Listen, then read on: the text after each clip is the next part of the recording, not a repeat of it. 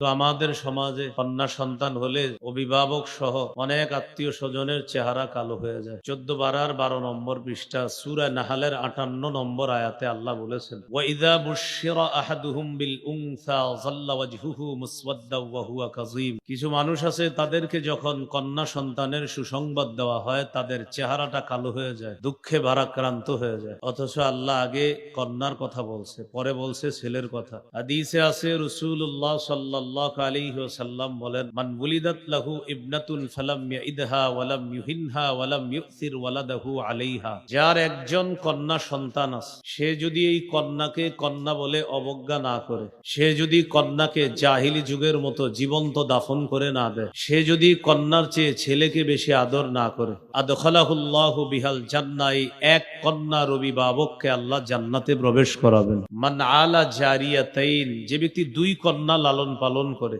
দাখালতু জান্নাতা আনা ওয়া হুয়া, ওয়া ফি রিওয়ায়া দাখালতু আনা ওয়া হুয়াল জান্নাতা কাহাতাইন। নবীজি বলেন, আমার এই 2 আঙ্গুল যেমন পাশাপাশি, আমি এবং 2 কন্যার অভিভাবক এইভাবে পাশাপাশি জান্নাতে প্রবেশ করব। তাহলে কন্যা রহমত না চেহারা কালো হওয়া? রহমত।